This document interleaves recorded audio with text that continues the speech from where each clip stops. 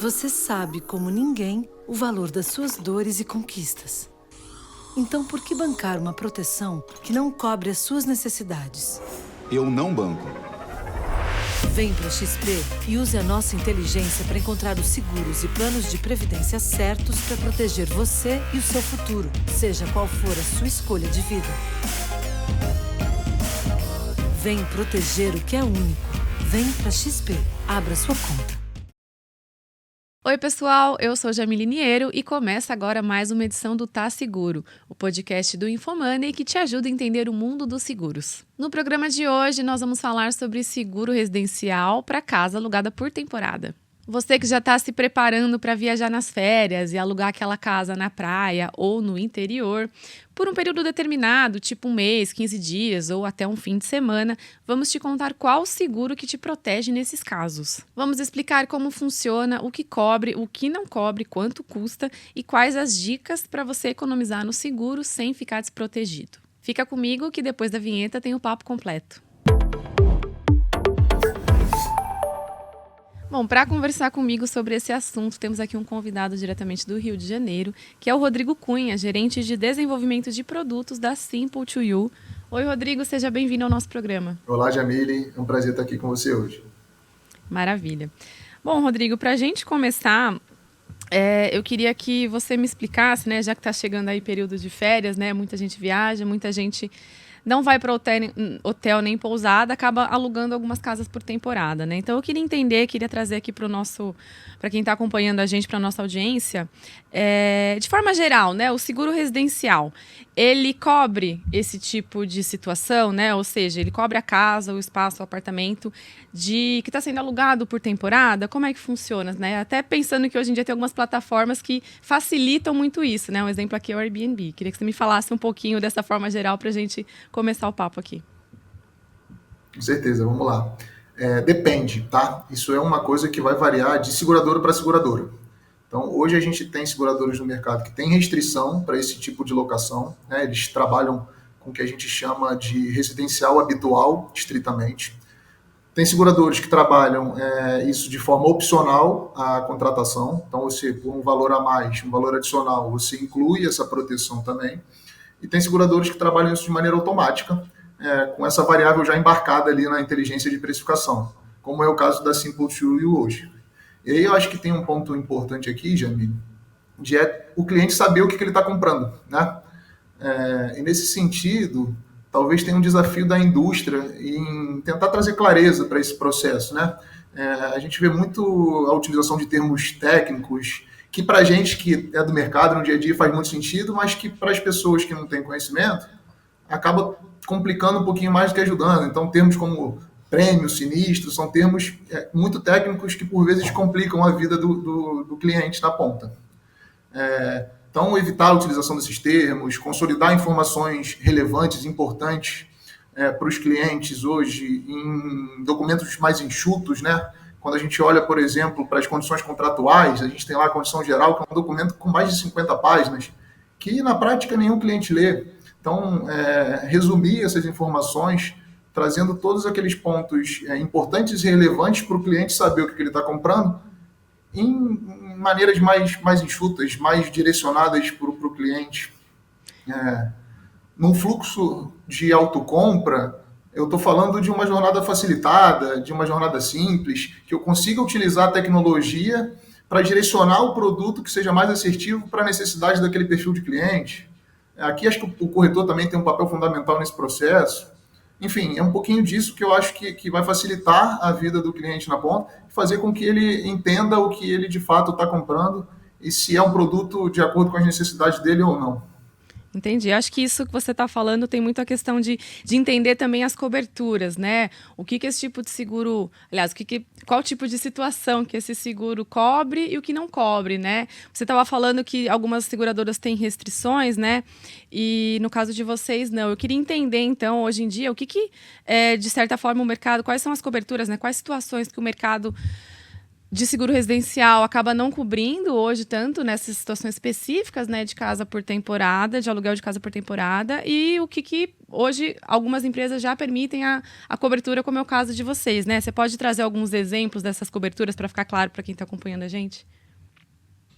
Certeza. Vamos lá, acho que vale contextualizar o seguro resíduo de uma maneira geral, né? Então, o seguro residencial, ele é composto por uma cobertura básica, e aí você tem uma série de coberturas opcionais que são ofertadas hoje pelo mercado que vão variar de seguradora para seguradora de acordo com as suas políticas de subscrição.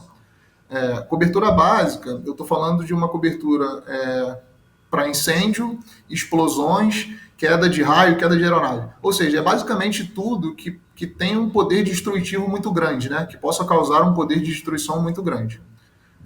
E aí, quando a gente olha para as coberturas opcionais, a gente tem um leque extenso. Eu vou mencionar aqui algumas das mais ofertadas hoje pela Simple, que tem um link legal com a questão de locação por temporada, mas é uma coisa que, de novo, vai variar de seguradora para seguradora. Então, por exemplo, a gente tem uma cobertura para danos elétricos, que vai te entregar uma proteção para os seus eletrodomésticos em função de possíveis danos com variações anormais de tensões elétricas, curtos-circuitos. A gente sabe, né, você mencionou, chegando no período de férias, a gente, em determinadas regiões do Brasil, sabe que tem uma questão de vulnerabilidade maior, a gente fica mais suscetível às chuvas de verão, que por muitas vezes geram esses picos de luz, esses curtos-circuitos. Então é super importante você ter uma proteção específica para esse tipo de risco. Aqui a gente está falando da proteção que hoje tem a maior frequência quando eu olho para seguro residencial, de uma maneira geral. A gente tem um outro exemplo, a cobertura de vendaval. É uma proteção que é uma cobertura que entrega uma proteção ali para a estrutura da casa, do apartamento, enfim, para danos causados por ventos, por ciclones, chuvas de granizo. Então a gente sabe que, principalmente no momento que a gente hoje está vivendo, né, de aquecimento global, com incidência de eventos climáticos extremos cada vez de uma maneira mais recorrente, a importância que você está coberto com uma cobertura que vai olhar para esse tipo de risco. Você tem uma cobertura para vidros, então uma proteção para quebras acidentais de boxe, espelhos, enfim, às vezes numa casa de temporada você está com muita gente dentro da casa, uma quantidade de criança grande, você fica mais suscetível a esse tipo de acidente. E aí você tem uma cobertura de roubo e furto qualificado, por exemplo, e aí acho que tem um ponto importante aqui para a gente diferenciar o qualificado do não qualificado. De novo, por mais que para a gente que seja do mercado é uma coisa que é simples, muita gente não tem esse conhecimento do que é qualificado versus o que não é, e às vezes acaba achando que está protegido em função de determinados eventos quando não está.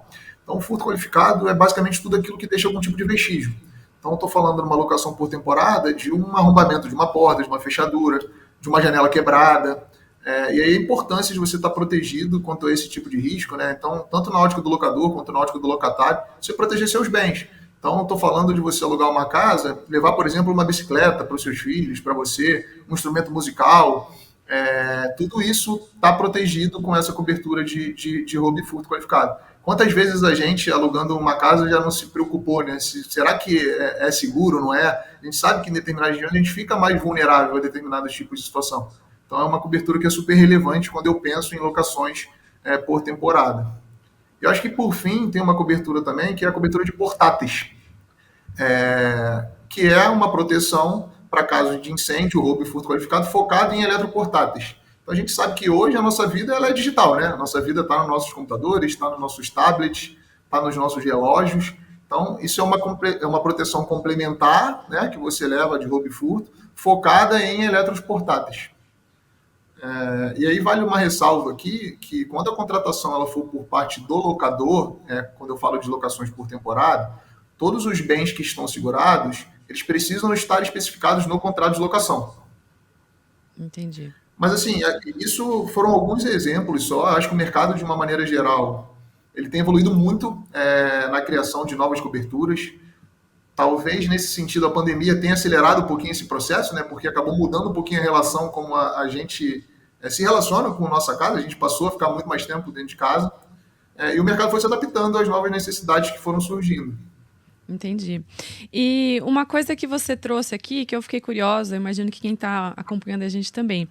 Esse é o tipo de seguro que pode contratar, então, funciona para os dois lados, né? Tanto quem está alugando a casa, como quem está fornecendo a casa para ser alugada, é isso? Como que funciona nos dois casos? Até se você quiser trazer o exemplo de vocês, que eu imagino que seja algo um pouco mais digital ali, né? Que você mesmo consiga fazer de alguma forma, né? Explica para gente.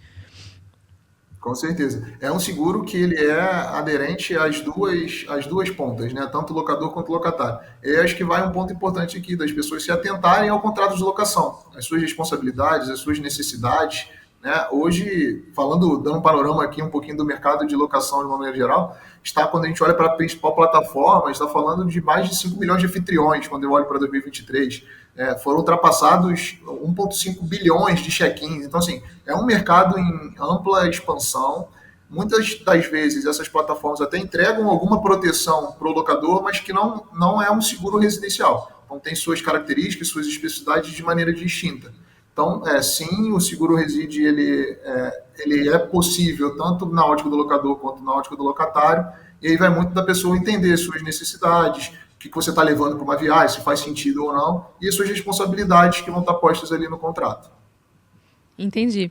E aí o tipo de contratação pode ser feita com um corretor, pode ser feita por algum aplicativo, existem essas opções hoje? Como que seria?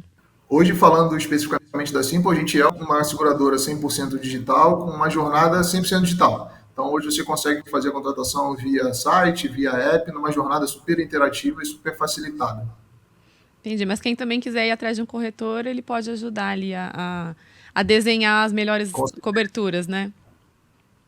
Com certeza. Maravilha. E, Rodrigo, uma coisa que a gente sempre pergunta aqui, porque é o que pesa, né? Que é a questão do custo, né? Quanto que custa um seguro para uma locação por temporada, né? Tem como... Esse seguro, ele cobre algum período específico? Tem que ser por um mês inteiro? É por um ano todo? Como que funciona esse cálculo do custo? E custa a partir de quanto? Assim, só para a gente ter uma ideia de quanto que vai desembolsar. Vamos lá, acho que aqui é uma oportunidade legal para a gente tentar identificar um pouquinho o mito de que o seguro residencial é um seguro caro.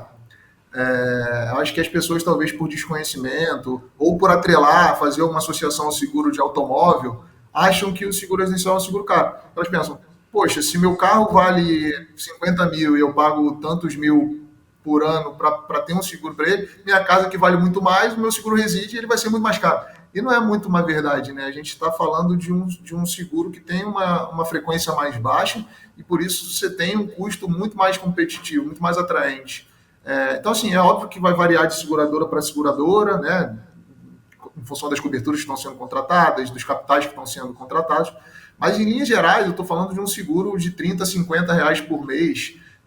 Você já vai conseguir ter uma proteção ali alinhada com a necessidade da maior parte da população brasileira. Isso falando de uma vigência mensal, né? E aí, falando especificamente, indo na sua pergunta, na questão da alocação por temporada, aí eu vou falar um pouquinho do modelo da Simple to You.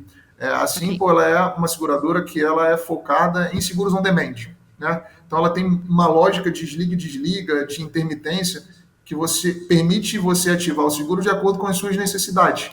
E isso permite que você possa fazer a contratação para períodos específicos, períodos curtos, tornando o produto ainda mais acessível. Então, assim, eu estou falando de uma contratação para um final de semana, para um feriado, que vai girar em torno de 10 reais. E isso tudo ainda atrelado ao modelo de cashback, onde você contrata créditos e vai consumindo conforme você for utilizando. Então, você vai ativando seu seguro, vai consumindo seus créditos. Se você vier a não utilizar os créditos contratados, isso volta para você em forma de cashback, para você, enfim, contratar outros seguros que estejam disponíveis na plataforma ou até transferir para sua conta de volta. Ou seja, né, hoje tem para todos os gostos e bolsos também, né? Com certeza.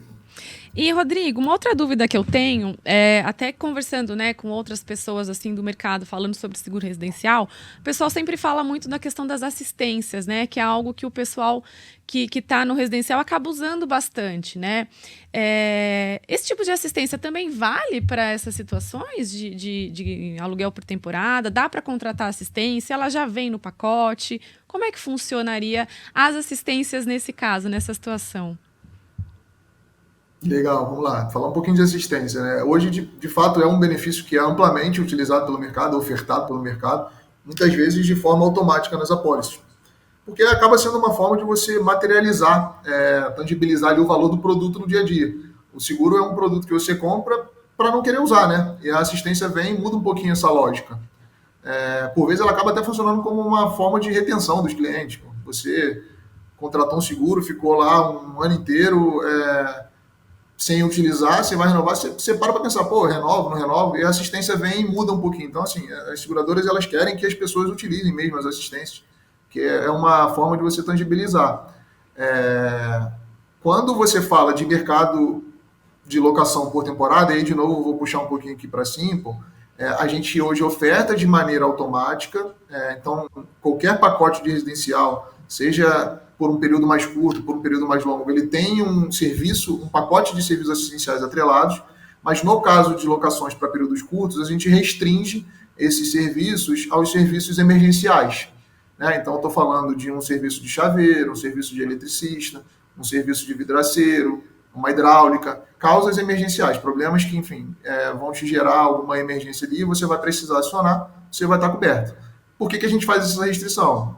Para conta para espera, né? Não faz muito sentido eu ofertar serviços preventivos que hoje são amplamente ofertados pelo mercado, como, por exemplo, uma limpeza de ar-condicionado, dedetização, enfim, tem um leque muito grande de serviços que hoje são ofertados, né? Mas tem determinados serviços que não encaixam no modelo de contratação para períodos curtos. Mas a gente ainda assim entrega uma tranquilidade, uma praticidade, uma comodidade para os nossos clientes nesse sentido. Entendi. Então, quem for para uma casa de temporária, de repente ter um problema ali, começar a vazar um cano, pode chamar que não vai ficar na mão. Pode chamar que não vai ficar na mão. Legal. E eu queria que você me falasse um pouquinho, se tem alguma dica, assim, né? O que você daria de dica para quem está pensando, está se programando agora, né? Para viajar agora nas férias? Porque a gente está gravando agora em novembro, mas muita gente agora já teve feriado, né? Então imagino que muita gente já tenha viajado. E dezembro e janeiro estão aí, né? Então tem alguma dica, assim, algo que a pessoa precisa prestar atenção, que ela precisa estar atenta para fazer essa contratação? Por exemplo, tem algum tempo, algum período, alguma antecedência com que ela precisa contratar esse seguro para ele estar valendo quando ela for viajar, né? Isso, ou então para quem está fornecendo a casa, né? Tem que contratar o seguro com uma antecedência específica para quando o pessoal, né, que for usar a casa chegar, encontrar tudo certinho e o seguro valendo. Qual que é a antecedência ideal para contratar? Tem alguma ou não? E aí, se você quiser dar outras dicas, também fica à vontade. Perfeito, vamos lá. Então, respondendo primeiro a sua pergunta, e aí, de novo, falando aqui especificamente da Simple, ela pode fazer a contratação no dia que, a partir da meia-noite daquele dia, já vai estar valendo a contratação. Então, não tem uma antecedência muito grande nesse sentido, não. Super flexível em relação a isso. Eu acho que, assim, dicas em linhas gerais são importantes, né? Se atentar ao que não está coberto. A gente falou muito, dei alguns exemplos de coberturas hoje que são entregues, mas tem muitas das coisas que têm alguma restrição, são tratados como riscos excluídos. Então, a questão do furto simples é um exemplo, você saber que você não vai estar coberto em relação a isso. Dinheiro em espécie, joia, obra de arte, geralmente são tratadas como riscos excluídos. Você tem até determinados seguradores que têm uma cobertura específica para esse tipo de bem. Celular, a gente falou um pouquinho de eletroportátil aqui, mas o celular ele acaba não sendo incluído no questão do eletroportátil. Hoje a gente tem aí seguros para celular especificamente, né, sendo ofertados pelo mercado, a Simple tem um, inclusive. E eu acho que é se atentar um pouquinho ao contrato que está posto no contrato de locação, né, de novo, entender suas responsabilidades, suas necessidades, mas não se prender a isso. Eu acho que, assim, de novo, a gente passou um pouquinho pelo preço aqui, é um custo super acessível. Às vezes, por mais que a responsabilidade seja até do outro, você, enquanto locatário, quer ter uma tranquilidade, saber que você vai resolver um problema de uma maneira mais rápida, e você consegue encaixar isso por um preço super baixo hoje. Acho que um ponto importante é entender o que está contratando, né? A gente falou um pouquinho disso no início do nosso papo aqui. E eu acho que, assim, para economizar, é contratar por um período específico. Ninguém hoje quer mais pagar por aquilo que não usa, né? Então, assim, se hoje você já tem a possibilidade de fazer a contratação casada com o período que você vai estar disponível, que você vai estar na casa, que você vai estar suscetível a determinado risco, por que não fazer isso e ter um custo aí bem mais acessível, bem mais facilitado para o cliente? Entendi. E, Rodrigo, enquanto você estava falando, eu fiquei pensando aqui em alguns pontos, né? Até pensando um pouco na minha experiência pessoal, né? Recentemente, eu fui para uma casa de aluguel por temporada e era uma casa que estava na praia, né? O ambiente em que a casa tá, né? Se é praia ou se é interior, que é mais meio do mato, isso influencia também tanto nas coberturas que precisa contratar, quanto no preço? Como que fica isso? Quanto que isso é relevante, né, para a nossa audiência entender aqui? Influencia, isso é uma das variáveis hoje que compõem o preço do produto. Então, na jornada de contratação, você vai definir lá o CEP da casa, o tipo de casa. Então, hoje você tem um conjunto de variáveis, né, atrelado a uma inteligência de precificação que utiliza uma série de dados para voltar com o custo assertivo para aquele tipo de locação. Então, todos esses fatores que você trouxe vão ter influência no preço final que o cliente vai pagar. Entendi. E se é, por exemplo, uma casa ou um apartamento também? Também. Se é uma casa, se é um apartamento, se é de veraneio, se não é de veraneio, se é um residencial habitual, um residencial híbrido que a gente chama, né, que as pessoas utilizam também com alguma forma de empreender, que tem um escritório, tem alguma coisa atrelada a um comércio. Tudo isso são exemplos que compõem a inteligência de precificação por trás da ferramenta. Entendi. Uma coisa que as plataformas, né, que alugam, acabam perguntando também é a questão do número de pessoas que vão, né, estar ali, que vão ficar aquele período lá. Isso influencia também no seguro ou para o seguro é indiferente? O que importa são outros fatores que não as pessoas que vão estar ali? Vou falar de novo um pouquinho especificamente da 5, mas acho que o mercado, de uma maneira geral, tem esse comportamento. Esse não é o tipo de variável que vai influenciar no nosso preço. Vai olhar muito mais para esses outros fatores, outras questões que a gente trouxe aqui, exemplificou, do que para o número de pessoas em si que vai estar utilizando ali a casa. Rodrigo, você comentou sobre a evolução do mercado, né? De até o fato desse aluguel por temporada, né? Em muitas seguradoras serem alguma restrição, mas, por outro lado, várias outras seguradoras, como a que você trabalha, hoje já aceitam, né, esse tipo de situação. O que mudou para as seguradoras passarem a aceitar esse tipo de risco, né? E o que você vê de futuro, né? O que mais pode vir por aí? Até se você quiser trazer alguma experiência, por exemplo, que você já viu no exterior, que funciona lá, que dá para trazer aqui. Queria falar um pouquinho disso, né? De pensando lá na frente. Com certeza, vamos lá. Assim, é o que eu acho que tem evoluído muito nos últimos anos, tá, Jamil? É a tecnologia. Hoje você consegue ter acesso a uma série de dados que te permite criar uma inteligência de precificação para poder trabalhar determinados tipos de risco de cobertura que anteriormente não eram trabalhados. Então, a tecnologia ela te traz essa possibilidade. Então, cada vez mais a gente vai ver coisas nesse sentido, evoluções nesse sentido, com o uso da tecnologia de uma maneira geral. Olhando lá para fora, assim, eu acho que a gente tá bem quando eu olho para coberturas. Posso ter uma coisa ou outra diferente lá fora, mas como eu disse, o mercado evoluiu muito nos últimos anos em relação à criação de novas coberturas, novos serviços assistenciais. Talvez o nosso maior desafio seja aumentar a nossa penetração, né? Hoje eu estou falando ainda de um seguro que tem uma penetração baixa, gira ali em torno de 15 a 20%. E eu acho que, de novo, a tecnologia ela tem um papel fundamental aqui de ajudar nesse sentido. Uma coisa que a gente acredita muito aqui na Simple é do modelo de embedded insurance, né? É você acoplar o teu produto ali, a jornada de outros players. E aí a gente pode pegar o exemplo do Airbnb, por que não eu já tratar um seguro residencial de uma maneira automática à medida que a pessoa vai fazer uma locação. Então, é um modelo que a gente acredita muito, a gente tem desenvolvido nossas estruturas para facilitar essas conectividades, para que cada vez a gente consiga estar protegendo mais e mais pessoas. Entendi. Então é um pouco dos desafios, né, para usar a palavra que você falou, é as pessoas entenderem, né, desmistificar um pouco o seguro, de que inclusive o residencial acaba saindo caro, né?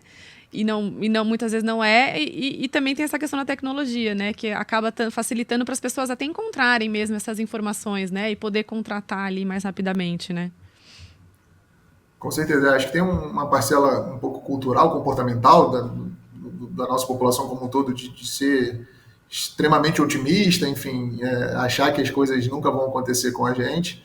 E então tem essa parcela, mas eu acho que somada à questão da tecnologia que a gente abordou aqui, principalmente quando eu olho para esse modelo de embedded insurance, a gente vai caminhar para que a gente reverta e mude essa situação aí no médio prazo. Rodrigo, queria que você falasse um pouquinho, a gente falou bastante aqui da contratação, né? Mas eu queria que você me falasse um pouquinho do atendimento, né? Um dos nomes difíceis que a gente estava falando, né? Que é o sinistro, que é quando o risco ali previsto no contrato acaba acontecendo, né? E aqui você trouxe alguns exemplos, que é o roubo, o furto, o vendaval, enfim. Queria que você me falasse um pouquinho desse atendimento hoje no seguro residencial, né? Quando acontece o sinistro, como que tá isso? É rápido? É demorado? O que é mito? O que é verdade nesse ponto? Eu queria que você me falasse um pouquinho disso. O que os clientes podem esperar, né? Vamos lá. Hoje a gente, na Simple, tem uma jornada toda digital para fazer esse tipo de atendimento, que traz uma clareza muito grande em relação a que etapa os nossos clientes estão no processo. Então, assim, é um processo rápido, é óbvio que vai depender, de novo, de cada evento que venha a acontecer, né? Tem eventos que vão demandar um tipo de análise um pouquinho mais minuciosa e outros que vão ser mais simples. Mas, no geral, é um atendimento que é rápido, né? A gente consegue pagar aí nossos sinistros em até 10 dias, enfim. Não é nenhum... Nada muito longo, né? É isso, não é nenhum período muito longo, não. E assim, acho que você trouxe um ponto bom para a gente tentar desmistificar um outro mito aqui, de que é o que as seguradoras elas não querem pagar os sinistros, né? E pelo contrário, o que a seguradora quer é pagar o sinistro, né? Se tem uma coisa que incomoda a gente aqui é quando a gente tem um índice de negativa muito alto. Então a gente, enfim, constantemente trabalha nessas questões para rever produto, rever processo, enfim, mudar o que puder ser mudado para que a gente reverta esse índice e tenha cada vez mais pagamentos de benefício. E aí, falando do resíduo especificamente, uma coisa importante que vai facilitar muito numa regulação são as questões das notas fiscais, né? Então, assim, se você tem isso tudo documentado, se você tem isso guardado, você consegue ter o pagamento de uma maneira muito mais ágil, caso você não venha ter. Caso você não venha ter, obviamente, você vai ter outras formas de comprovar a existência daquele bem, né? E aí vale a boa-fé, enfim, vale o bom senso, mas quando você tem a nota fiscal, você consegue ter uma agilidade muito, muito maior. E precisa ser a nota fiscal em papel ou pode ser, por exemplo, uma foto da nota fiscal? Porque tenho amigas que já me deram essa dica, inclusive fica para vocês, hein? Para não ter que ficar guardando um monte de papel, cria uma pastinha ali no celular com a foto de todas as notas fiscais do que você conta, porque fica ali na nuvem algum tipo de registro. Esse tipo de registro vale também ou é só papel? Como que é? Não, vale. Hoje o mundo é digital, né? Então, assim, não tem restrição a documento físico, não. Com certeza vale nota digital, foto, enfim. Uma maneira que você tenha de comprovar a existência daquele bem. Acho que, de novo, aqui vale o bom senso. Entendi. Bom, Rodrigo, acho que era isso. Deu para... Com certeza quem está acompanhando aqui deve ter tirado várias dúvidas. Queria te agradecer aqui por trazer tantas informações relevantes para a gente e pela participação. Muito obrigada. Eu que agradeço pelo convite, Jamile. Prazer. No programa de hoje, nós falamos sobre seguro residencial para aluguel por temporada. Você que está assistindo a gente no YouTube, deixa nos comentários o que você achou desse tema. Tem alguma dúvida ainda? Deixa aqui para gente. Aproveite e se inscreva para não perder nenhum episódio novo. O Tá Seguro também está disponível nas principais plataformas de podcast, então segue a gente lá na sua favorita. O programa de hoje teve produção, roteiro e apresentação de Jamile Niero, direção técnica de Anderson Oliveira e Renato Costa e edição de Fábio Teixeira. Muito obrigada por acompanhar mais um episódio com a gente e até o próximo. Você pode aprender música clássica aos 20, ou gostar de jogar videogame aos 60, dar a volta por cima aos 30.